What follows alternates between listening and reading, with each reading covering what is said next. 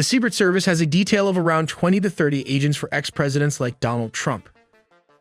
But this number can fluctuate depending on the situation. Let's take a look at the basic process of Secret Service protection and how it works. Closest to the principal, in this case Trump, are teams of around 5 to 7 highly trained Secret Service agents. In the 100-foot radius, that is the middle perimeter, there's usually a mix of Secret Service and local law enforcement. An armored SUV or limousine is also on standby within this middle perimeter, covering portions of the motorcade and any pre-event screening. In the outer perimeter, security largely falls to local law enforcement officers. In Butler, the building the shooter climbed was technically outside of the rally venue, and the Secret Service didn't sweep it. It fell through the cracks, which still falls to the Secret Service because it means nobody checked to ensure the plan was implemented correctly. But before we move ahead, let's map out the basic positions of all the parties involved. First, we have the former president's podium, and just beside him are 3 bleachers where a selected audience is seated. Behind them is the sniper team, which can be divided into north and south positions, located on 3 buildings. Sniper Team North is located on the first building, while on the third building you can find Sniper Team South. Almost sandwiched in between are these trees, which provided some cover from the Secret Service Sniper Team North.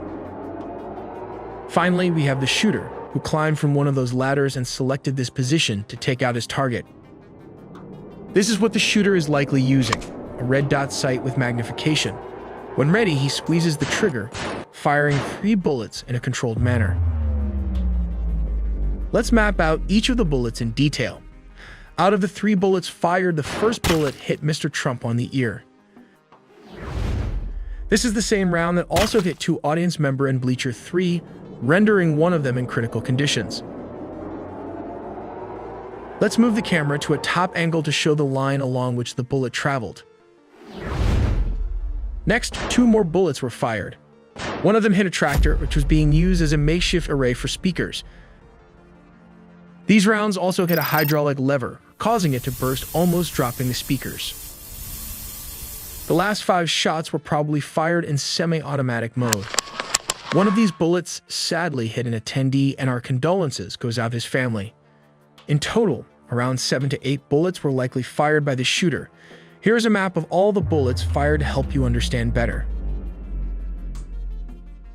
Everybody was complaining about the Secret Service sniper for taking 2 minutes to take out the shooter, but let's take a look from the sniper's point of view.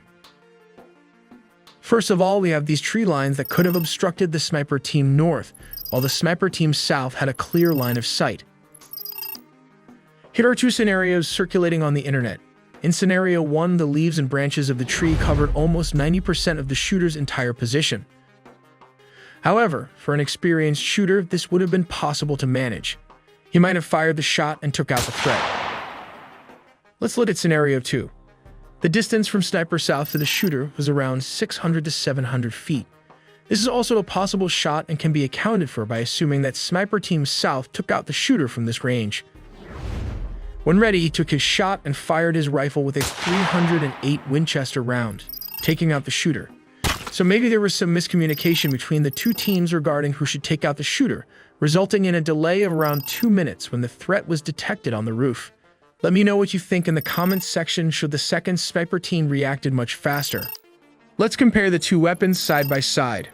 This is what the sniper probably used. We could divide it into several parts. This is the barrel, one of the most important parts, based on the Remington 700, a tried and tested hunting rifle. The scope and handle at the back, also called stock, can be configured according to your needs. It has an official effective range of 1,200 yards, which translates to 1,097.28 meters, though it is capable of making longer shots. As is based on the Remington 700, it can fire the .308 Winchester Magnum rounds and can also be mated with a 5-round magazine feed. While the AR-15, although much smaller, has an effective firing range of 500 yards. That is around 457 meters, which is within the former President Trump firing range. It uses a .223 Winchester bullet. Although highly effective, the sniper round is much larger and heavier. The advantage of having heavier bullets is their higher ballistic coefficient and greater penetration and velocity compared to the lightweight bullets as shown in these animations. We have here the corrected and verified timeline from the moment Thomas Mueller crook arrival to when the former president getting into his personal plane Trump Force One, all in the videos ahead. Thomas Mueller crook parked his van on Lawrence Avenue. The van was also suspected of containing explosives. He got out and walked all the way to this bottling company plant, choosing the building on the right. He then climbed a ladder located there and made his way to the top of this slanted roof, also thought previously unsafe by the Secret Service director. At around 5:10, Crooks was first identified as a person of interest, and 5:30 Crooks was spotted with a rangefinder. 5:52 Crooks was spotted on the roof by the Secret Service. At 6:12 p.m. ET, Trump starts addressing his supporters and speaks for roughly 6 minutes before multiple gunfire erupts. Trump was in the middle of speaking when someone in the crowd was heard saying he's got a gun. As the video captured someone in the crowd repeating, on the roof, he's got a gun. It's here that 3 shots rang out. A pause and 5 more shots in rapid succession were heard. For some unknown reason, the shooter had a clear line of sight from an elevated level well-positioned as a sniper nest. Interestingly, a heavy-duty ladder was also located on the side. It might be a permanent fixture. He aimed with this AR-15, a semi-automatic rifle. At around 6:11, he aimed his sights on the former president and squeezed the trigger, releasing the bullet. At 6:11:34, Trump touched the right side of his face. At 6:11:35, Trump took cover as U.S. Secret Service agents rushed to the podium to surround him. From the top angle, this is what it looks like when replaying how the bullet missed Mr. Trump as he moved his head at the last millisecond. Interestingly, this bullet would have hit the former president if his head had been turned towards the audience as shown here in this visualization. "Get down, get down, get down," one of them said. As stated, the gunman was positioned outside the rally venue, approximately 400 to 500 feet away from where Trump was speaking. As discussed, the police sniper was located at this position. They were then alerted and started aiming at the suspected shooter. When ready, the bolt-action rifle bullet traveled a range of around 600 to 700 feet. However, this weapon can inflict damage at a range of around 1,200 to 1,300 yards. This is well beyond the shooter's 500 feet limit. At this moment, Trump remains low to the ground surrounded by agents, who could be heard on the rally microphone discussing which vehicle would be used to move the former president away from the scene. Seconds later, multiple agents say, "Shooters down." Law enforcement in tactical gear and rifles are now on the stage. A woman's screams are heard following the sound of another shot. Here's a transcript of the audio at the podium with Trump and Secret Service members. 6:11:41 p.m. Female agent, "What are we doing? What are we doing? Where are we going?" Man indistinctly yelling. 6:11:50. Gunshot, then woman screams. 6:11:58. Male agent 2. Go around to the spare. Go around to the spare. Spare refers to a spare limousine or SUV. At 6:12 again, male agent 3 appears to say something like, "Move to the spare, hold, hold. When you're ready, on you." At 6:12:01, male agent 2 screams, "Ready." 6:12:02, male agent 3 shouts again, "Move." 6:12:03, male agent 2 screams, "Up." 6:12:03, male agent 3 says, "Move." 6:12:04, male agent 4. He shouts again, "Go, go, go." 6:12:06, male agent 2, "Hawkeye's here." Hawkeye is the code name for the counter-assault team. 6:12:06 again. Female agent 1, "Hawkeye's here, moving to the spare." 6:12:09, male agent 4, "Spare get ready, spare get ready."